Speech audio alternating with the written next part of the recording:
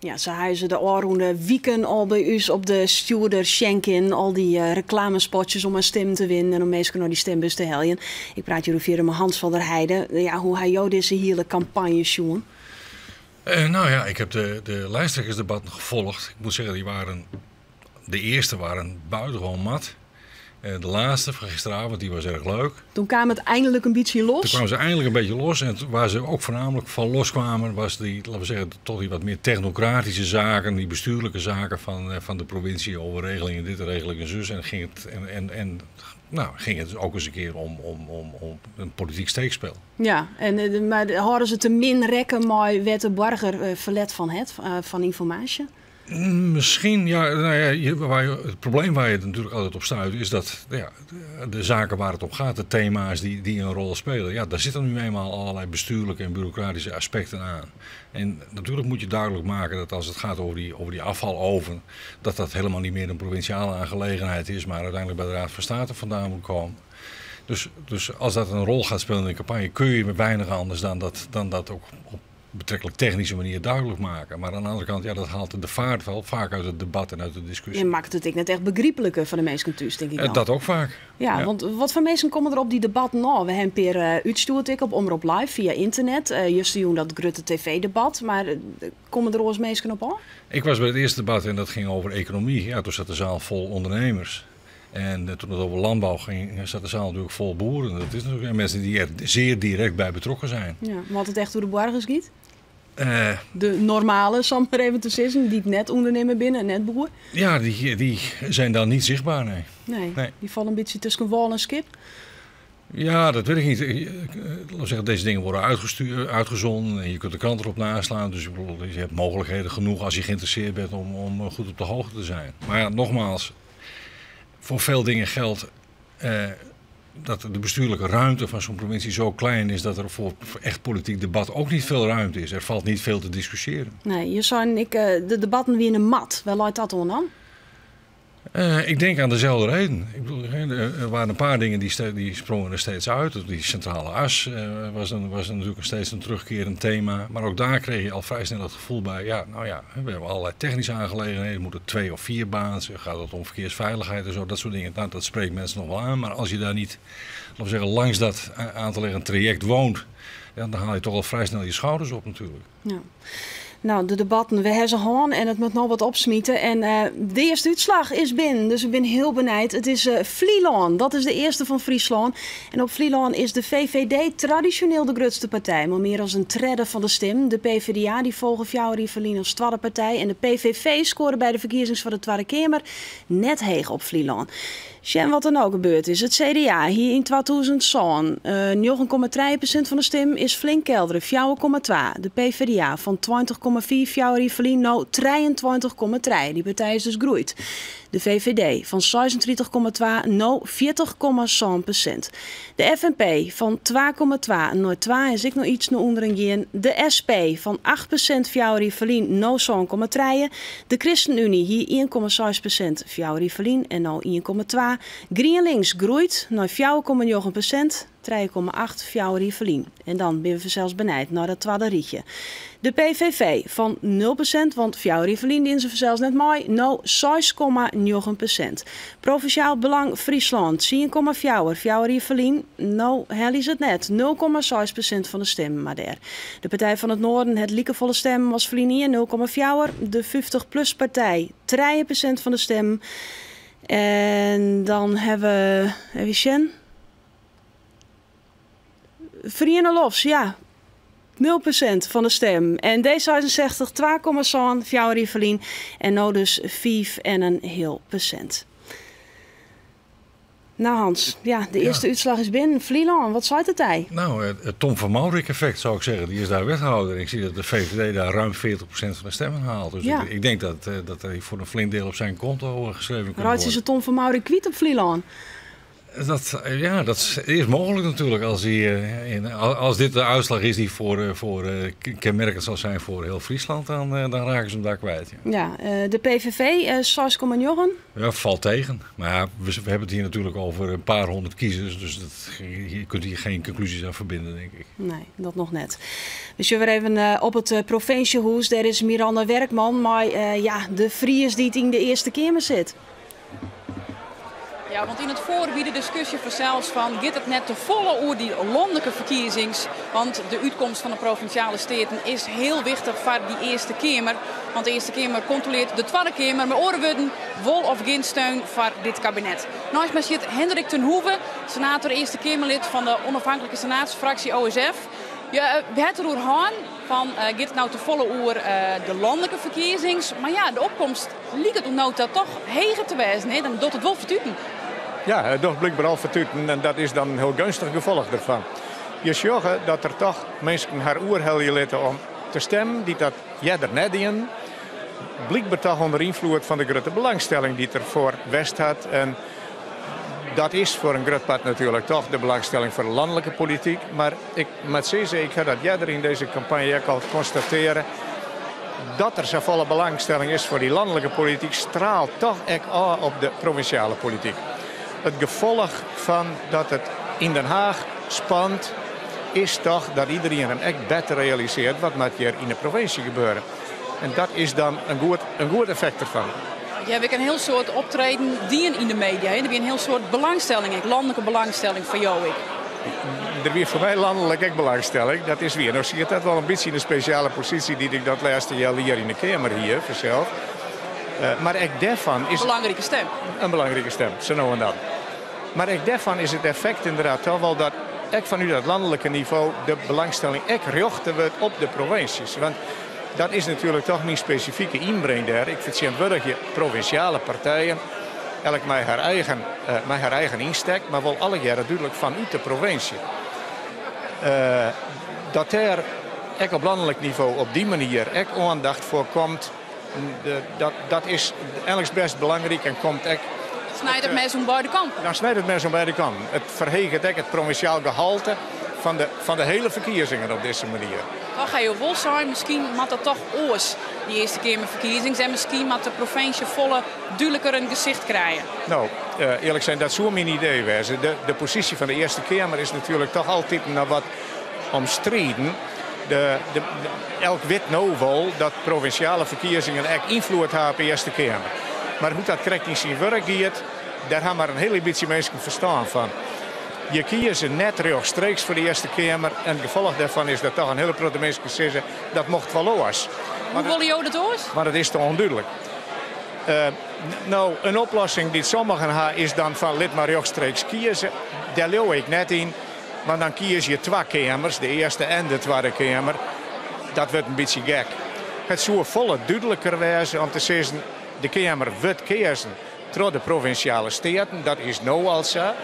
Maar je zegt er niks van waarom in de Kamer. Laat het dan maar zo wezen dat de provincie zelf echt aanwijst, deze gender voor u zinnen. Dan zie je duidelijk, deze zit er voor Friesland, die zit er voor Limburg en die zit er voor Holland. Dat is helderder. En dat kan ergens wel in het systeem, zodat de Groenwet het voorschreeuwt. Want die zei het ergens alleen nog maar, de provinciale steden kiezen de Eerste Kamer. Als we het op die manier doen, dan zou dat ook voor de mensen hier duidelijker wezen. Die zitten er voor u. Die zijn uit Friesland wij, daarin gestuurd. En die kunnen we daar dus ook op aanspreken. Dat zou wat mij betreft een verbetering wezen. Dat zou meer reden gaan voor het bestaan van de Eerste Kamer. Zit je in hoe je eigen zit? Want ik geloof dat er een voorlopige prognose weer dat je maar 0 zitten waarom komen zoen. Ik ga nog geen prognose zien dat we bij 0 zitten waarom komen zoen. En dat wil mij nog net helemaal hoor. Maar dat mag we eerst maar even afwachten. Want Safir is het ik nog net, die uitslagen die komen pas volle letter en daar zullen wij dan ik weer verslag van wel. Ja, Hendrik ten Hoeve, senator van de onafhankelijke stedenfractie. Hoe werkt dat eigenlijk? Wat is dat, die onafhankelijke stedenfractie? Het is een samenwerkingsverband van allerlei kleine regionale, provinciale clubjes Uiteraard de FNP in dit geval. Noordelijk Belang zit er ook in. Maar ook van allerlei andere provincies, partijen die alleen binnen zo'n provincie actief zijn en wel zetels veroveren en op die manier samenwerken om toch een Eerste Kamerzetel te bezetten. Ja, die bepalen dan misschien al wat als afveerdigings maar in die Eerste Kamer dan komt. Ja, dat klopt. En aangezien de FNP de grootste was van al die deelnemende clubs, mocht Hendrik ten Hoeven die zetel innemen. Ja, zal hij dan nog 4 uur zitting nemen, denk je ook? Ik denk het wel en ik hoop het voor ten Hoeven zeker ook. En voor hem, als hij het haalt, wordt het bij deze uitslag een hele spannende tijd ook. Want als de coalitie geen meerderheid heeft, of net geen meerderheid heeft, dan wordt zijn zetel ineens een hele belangrijke zetel. Ja, dat wie de Aron Tiet eigenlijk al. Hè? En dan wie ik volop in het nijs, want hij hier elke keer wel die bepalende stem. En tot onze stomme verbazing kwam minister Donner ineens met een mededeling waaruit blijkt dat hij de Friese taal op handen draagt. Ja, wist hoe dat wel komen. Daar kan maar één verklaring voor wezen, dat hij de stem van ten Hoeven nodig heeft. Ja. En dat zou ook voor Friesland natuurlijk heel mooi zijn als ten Hoeven in de volgende periode daar ook weer zit en in zo'n vergelijkbare positie terechtkomt. Ja, nou zei het bijvoorbeeld ik dat het kiezenwet wat Krekorie, hoe dat dan giet, maar het inwennetal en die bepalen dan hoeveel of welke mensen die eerste keer komen. Nou het hij een vaststel, de provincie moet zelfs mensen aanwijzen die ter als zitting innemen. Zou dat wat wezen? Dat lijkt mij een heel goed voorstel. En nou is dat voorstel, zoals Troen al uitlegde, ook nog vorm te geven zonder dat je de grondwet voor hoeft te veranderen. Wat een heel ingewikkeld proces is. Ja, want er staat in de grondwet, de provincie die wist het on, dus dat zou best kunnen. Binnen de huidige grondwet zou je dat zo kunnen doen. En dat zou denk ik heel mooi zijn, dat je voor Friesland kunt zeggen, kijk, hier zijn 4 statenleden en dat zijn 4 statenleden die komen uit Friesland en die zitten daar ook namens de Friese Staten. Het viel me wel op dat ten Hoeven ook nog zei, nou ja, direct stemmen, dat moet maar niet. Want waarom zou je nog eens een keer moeten stemmen? Dat lijkt me wat een merkwaardige opmerking. Ik denk dat uiteindelijk de beste oplossing is dat we ook zelf als kiezers direct de Eerste Kamer kiezen. En dan zou je dat heel mooi kunnen doen met behulp van een districtenstelsel. Waarbij je in Friesland 4 districten hebt die 4 mensen afvaardigen, 4 vertegenwoordigers afvaardigen naar de Eerste Kamer. Maar ten Hoeven vond dat stemmen kennelijk toch niet zo'n goed idee. Nee. Waarom denk je dat hij dat net zo'n goed idee vindt? Nou, dat weet ik niet. De enige verklaring die ik kan aanvoeren is dat hij denkt, nou ja, dan is wel een grondwetswijziging noodzakelijk. En dan komt het er dus niet van. Nee, vanzelfs. Nou ja, we laten het eerst maar zo, want die provincie die moet gewoon op 23 maart die eerste keer maar kiezen, want zo is het nou 1 keer. Ja. Maar ja, hoe die zitten dan verdeeld worden, dat is nog net helemaal duidelijk. We gaan nog even waarom naar het provinciehuis, want de VVD, ja, hoe zit die in die eerste exit poll aan? En dan vooral de nummer 2.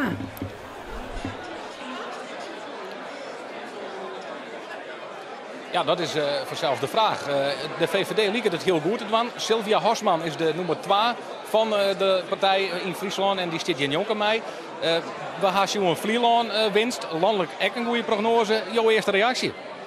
Nou, daar zijn we natuurlijk ontzettend blij mee. Ik kan niet zeggen dat het helemaal onverwacht is. We hebben een hele goede campagne gevoerd hier in Friesland. Dus we hopen dat we hier in Friesland ook verder heel goed uitkomen. Vlieland is altijd al heel liberaal geweest. Het is bijzonder dat we nu nog meer hebben gewonnen in Vlieland. Heeft misschien iets te maken met onze wethouder die daar zit. Tom van Maurik, hè? Van Maurik. De leesloeker. Ja, ook onze lijsttrekker, ja. En landelijk hebben wij ook gewonnen. Dus dat is mooi. Je zijn iets verwachten. Waar ga je dat op baseerd dan? Hij zijn natuurlijk van tevoren polls geweest. En wij vinden zelf, en dat vinden de mensen in het land ook, dat Mark Rutte het heel goed doet. Ons kabinet doet het goed. Neemt de maatregelen die nodig zijn voor dit land. En om te zorgen dat we niet met een staatsschuld blijven zitten.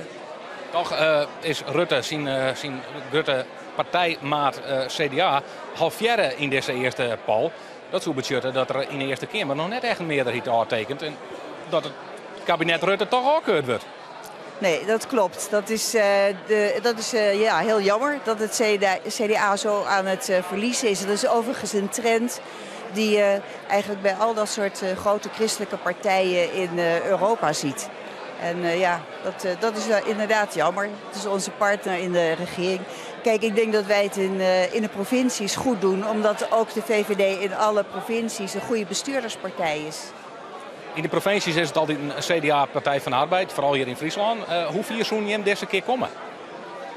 Ja, dat moeten we even afwachten.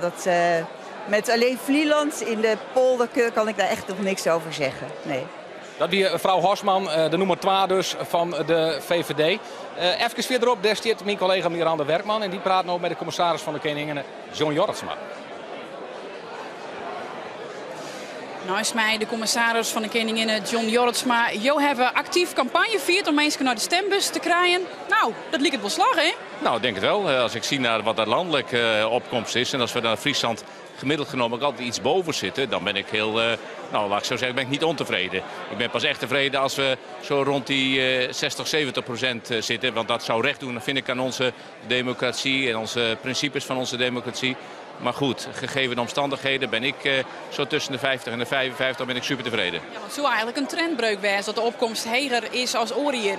Ja, maar ik denk dat ook, kijk, sinds 1991 heb ik gehoord, is dit de hoogste opkomst. Maar dat heeft ook te maken met natuurlijk het landelijke beeld. Als we zien hoe er nu gevochten wordt om de rol van de Eerste Kamer. Ik heb al in januari bij mijn nieuwjaarsspeech al gezegd van ik vind het heel jammer dat de provinciale verkiezingen echt ten onder lijken te gaan aan het landelijke geweld rondom de gedoogsteun wel of niet aan deze regering. Ik vind dat wel jammer als het gaat om onze provinciale politiek. Dat moet ik echt zeggen, ja. Maar misschien, zei Hendrik ten Hoeven, krijg ik, snijdt het mes wel om beide kanten. En omdat er zo volle aandacht is voor die Eerste Kamerverkiezings, heeft dat ik wel zien effect op die provinciale verkiezingen. Ze weten meestal wel dat ze er binnen. Ja, nou ja. Dat is bijna een beetje Cruyffiaans. Hè? Elk nadeel heeft zo zijn voordeel. Laten we hopen dat dat zo is. Maar ik vind het nog steeds geen goede zaak dat wij de provinciale verkiezingen zo koppelen aan het landelijk beeld voor de Eerste Kamer. Dat doet onrecht, vind ik, aan onze werkzaamheden. Niet alleen hier in Friesland, maar voor alle provincies die we hier in Nederland hebben. Die ontzettend hun best doen op de thema's waar zij echt over gaan. En die afgeleide verkiezing van de Eerste Kamer. Ja, oké, het is sinds 1848 geloof ik is dat gebruik. Maar ik vind het in de huidige context geen goeie. Wat vind je ervan dat het meeste werkzaam min bekend is bij de Friesen? Ja, maar ook daar heb ik me wel bij neergelegd. Ik weet heel goed... Ja. Ja, maar ik weet al zo... Toen ik publiek recht studeerde, toen moest ik zelf ook nagaan wat nou een provincie eigenlijk deed. En in de afgelopen decennia is de provincie nooit een sexy bestuurslaag geweest. Het is voor de burgers niet een directe toegankelijke bestuurslaag. De gemeente is de eerste bestuurslaag voor de inwoner, voor de burger. Die gaat naar voor onderwijs, de sociale zaken, voor een bouwvergunning. En die burger, die individuele burger komt hier in dit huis nauwelijks aan de bak. En wij stoppen ongelooflijk veel tijd, geld en energie in om te laten zien waartoe wij op aarde zijn. En ik denk dat dat in Friesland ook heel bijzonder is. Dat wij hier echt het verschil maken. En ook ten opzichte van het landelijke beeld over provincies is Friesland echt een hele bijzondere provincie. Maar ja, wij zullen dat nooit zodanig krijgen dat iedereen staat te applaudisseren voor deze bestuurslaag. Nee, bij Delhoorn. En wat een beetje teleurstelling dan? Nee, de realiteitszin. Kijk, sinds laat ik zeggen, de afgelopen maanden is de Eerste Kamer heel sterk in beeld gekomen in heel Nederland. Ik durf er wat op te wedden dat een gemiddelde burger ook tot voor 3 maanden terug nauwelijks wist wat die Eerste Kamer deed. Dus in die zin moet je daar niet teleurgesteld in zijn. Maar dat betekent wel een oproep aan ons allen om daar steeds op te benadrukken van dat wij ons zelf moeten verkopen, ons moeten vermarkten. Laten zien waarom wij hier zijn. Wat wij hier doen op het gebied van natuur, natuurbeheer. Op het gebied van infrastructuur, op het gebied van ruimte, van economie. Dat zijn zulke belangrijke thema's die de gemiddelde gemeente hier in Friesland zelf nooit kan doen. En daar hebben ze die bestuurslaag provincie zo hard voor nodig. Daar blijf je je uiterste best voor. Ja, nee, maar dat is mijn aard. Mijn werk is mijn hobby. Ik geniet er elke dag van. En je ziet gewoon ook nu weer vandaag ook hoe de mensen toch betrokken zijn bij de bestuurslaagprovincie hier in Friesland, bij de opkomst. Het leeft hier in Friesland heel sterk. Kijk eens hier om ons heen hoe het leeft. Maar ja, dit zijn al de politici natuurlijk. Ja, maar goed, het zijn toch de mensen hier die heel sterk dicht betrokken zijn bij dat bestuur. Er zijn natuurlijk heel veel mensen die betrokken zijn, maar die lezen het morgen in de krant. Dit zijn de mensen die hier naartoe komen. Die hun lot eraan verbonden hebben. Die de afgelopen maanden daar campagne voor gevoerd hebben. Als ik daarboven bij mij op de bestuurslaag rondloop. Ja, dan zie ik allemaal nerveuze gedeputeerden. Van welke kant zal het opgaan? Nou, ik ben ook buitengewoon benieuwd welke kant het op zal gaan. Want Jo Mattaasen, ik iets vinden van mooiwerkers met hollendoekjes. Ja, nou, of ik daar iets van moet vinden, dat weet ik nog niet. Ik zeg altijd, ik heb geen verstand van politiek. Ik ben voorzitter van het college, ik ben voorzitter van de Staten. Ik ben rijksheer, ik ben commissaris. Ik heb geen verstand van politiek. Ik hou me daar verder van. Oorpunt aan, de wel trek je een partij niet mooi door. Dus grote kans dat je het eerst met meerdere partijen dwam had. Die leiding Jan, zul je dat zien hoor? Nee, nou ja, dat is een consequentie. We moeten maar eens eerst even afwachten. Ik kan daar niet op vooruit lopen. Laat ik het ook niet doen, want dan zou ik mensen of bevoordelen of tekort doen. Op dit moment is dat nog te vroeg voor. Ik denk dat we vannacht om 1:01, 1:30 of zo, dan zullen we het wel weten. Wat we nu zien, dat zijn allemaal kleine gemeenten die zeg maar met hun getallen naar buiten komen, met hun opkomstcijfers. Laten we eerst maar eens afwachten tot we de gemeente krijgen van zo rond de 100.000 inwoners. Dan weten we wat het landelijke beeld is en dan weten we inmiddels ook hoe het zich in Friesland vertaalt. Dank u wel en Griffhoensje nog van u. Nou, goed zo. Dank. Commissaris van de Koninginnen in Friesland, John Jorritsma. Ja, de eerste prognoses binnen. En bij gewoon partijen wordt al een Lieds feestje viert. Liek bij D66. Die partij helpt nevens de eerste prognoses haast 8% van de stem. Een winst van dik 4%. De reactie van listloeker Alexander Pechtold. Het is de 4e overwinning. Het betekent dat D66 bij Europa, bij de gemeenteraad en bij de Tweede Kamer en nu ook bij de provincie en Eerste Kamer gewonnen heeft. We hebben 22.000 leden. Het gaat goed met de partij. Gaat het wennen? Het went nooit. Het went nooit. Met deze, als dit de uitslag ook wordt, het is nog veel te vroeg voor om dat te zeggen, dan is er geen meerderheid voor de coalitie. Wat zegt dat? Ja, dat moet nog vanavond blijken. Maar ja, zelfs met de SGP zien we in deze prognose geen meerderheid. En dat betekent op de inhoud, zoals D66 ook heeft aangekondigd, laten zien waar we het niet eens zijn, waar we alternatieven hebben. Bezuinigingen op onderwijs kunnen ze wat dat betreft echt vergeten. En we zullen net als deze campagne gewoon laten zien dat er een alternatief is. Ja, wat een enthousiasme bij Alexander Pechtold. Begrijpelijk, denk ik. Ja, en ik denk dat die winst ook wel verdiend is. Want Pechtold is eigenlijk de enige die een heldere en voor iedereen duidelijke strategie tegen de PVV heeft. Alle andere partijen zijn soms te bang om uit te pakken of overschreeuwen zich dan weer. En Pechtold doet dat keurig en consequent en voor iedereen goed te volgen. Hij doet het wel. Ja, maar hij doet dat ook op een goede en heldere manier. Het is ook een goede debater. Dat ook, ja, zeker, absoluut. Ja. Dus in die zin is die winst ook wel verdiend. En ik heb net even naar Friesland gekeken hoe het daar zou uitpakken. En daar zijn ze min of meer uit het niets herrezen. Dankzij Pechtold, denk ik toch ook voornamelijk. En dat is mooi. Ja, want ze winnen hier inderdaad, ze net meer vertjent worden in de steden. Ze bezieken het nou op Nij. Zo maak je wel een kans? Voorlopig lijkt erop dat ze toch wel zo'n 2 zetels in de Staten gaan halen, ja, op zijn minst. Ja, en dat is dan echt op het konto van Alexander Pechtold te schreeuwen. Dat zou ik wel zeggen, ja. Ja, want wij hier in Friesland de listloeken Marieke van der Ree. Ja, en haar campagne leek zich te beperken tot het propageren van internet als oplossing voor alle problemen. De digitale snelweg in steeds van de centrale as. Ja. Alle zorgproblemen kun je oplossen als iedereen maar een internetverbinding heeft. In een ander verband zei iemand alles een keer, met een webcam kun je geen steunkous aantrekken. Dus in die zin vond ik het een zwakke campagne. Maar dankzij Pechtold komen die zetels er toch wel. Toch nog waarschijnlijk na alle gedachten hier toch in de provinciale steden van Sint-Wurgen. Nou ja, we moeten het al hier afwachten. En de binnenwest cijfers van de landelijke uitsturing. Een nieuwe exit poll en dit keer definitiever. Hier is de prognose. 25% had het CDA in 2007. Dat was een prachtige uitslag. Groot verlies was voorspeld. Waar gaan ze naartoe? 13,6%. Een fors verlies, maar het valt misschien een beetje mee. VVD 18,1%, 20%. Mooie winst. De PVV deed de vorige keer natuurlijk niet mee. Doet nu wel mee, haalt 11,8%. PvdA 17,9%. Dat was toen al niet echt geweldig. Nu 17,5%. Dat is nog minder geweldig. SP 14,8%, nog uit de tijd van Jan Marijnissen, fantastische uitslag. Daarna ging het minder. Maar het valt nog mee, het verlies. 10,7% halen ze.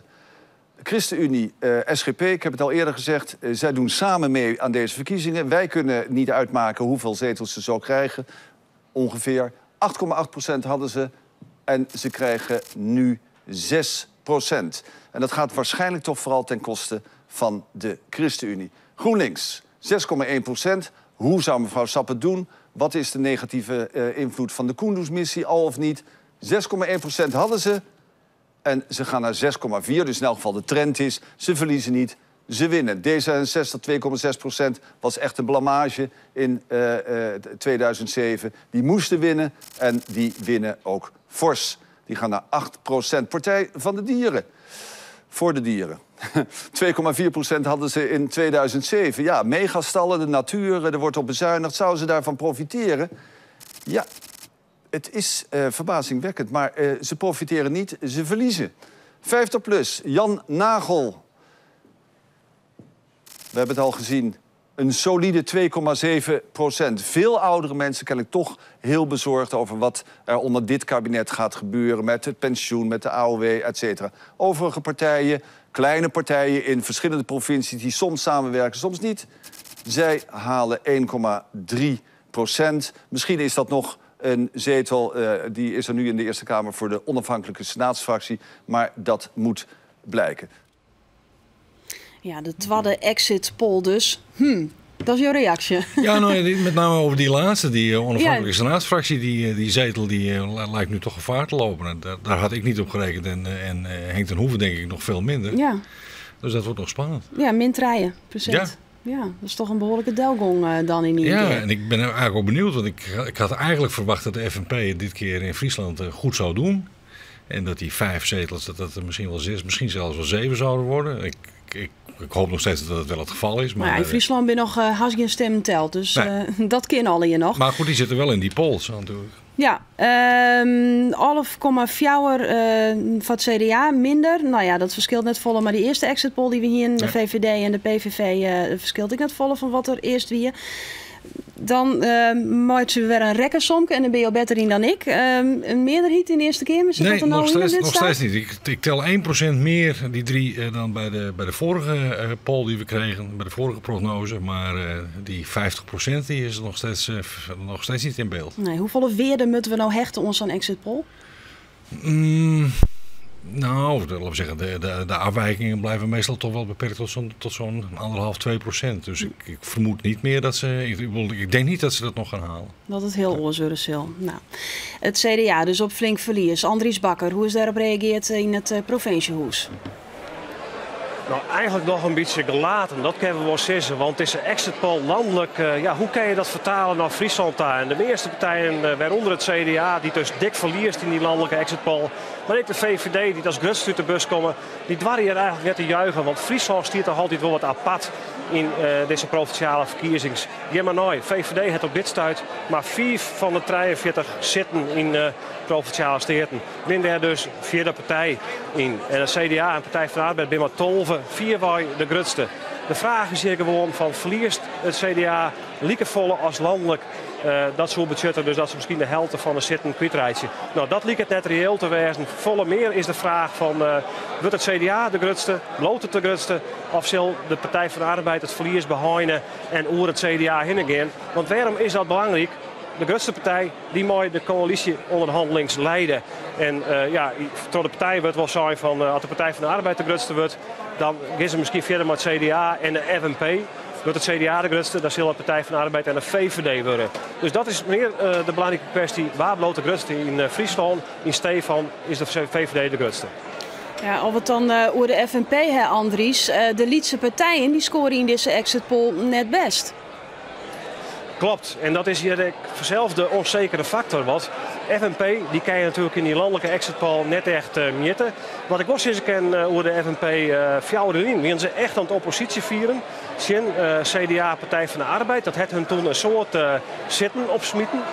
deze keer mooi we zeggen dat ze wel de FNP, maar ook de VVD eigenlijk net oorskopt hebben sinds de coalitie van CDA, Partij van de Arbeid en ChristenUnie. Dus misschien dat daar toch ik de winst van de FNP het vallen zal. Ik al profileren ze haar in deze tien van bezuinigings die er aankomen, wel als Friese partij. Hè? En mooi de Friese normen en weer, de cultuur, taal, hoe er daarvan. Ja, smiet dat zitten op. Dat is nog onduidelijk. In de landelijke exit poll hebben we dat net duidelijk naar voren helden. Maar duidelijk is wel dat ze mikken op meer als 4 zitten die ze nou hebben.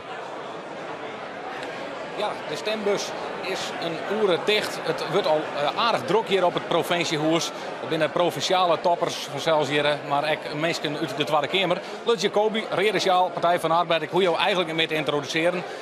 Het lijkt dat de Partij van de Arbeid dus keer wat behind houdt. Nou, volgens mij helemaal geen keer. Tenminste, de eerste prognose is dat er 14 zetels stenen en die heb ik. En daar ben ik echt, daar teken ik van tevoren voor, ik zou zeggen.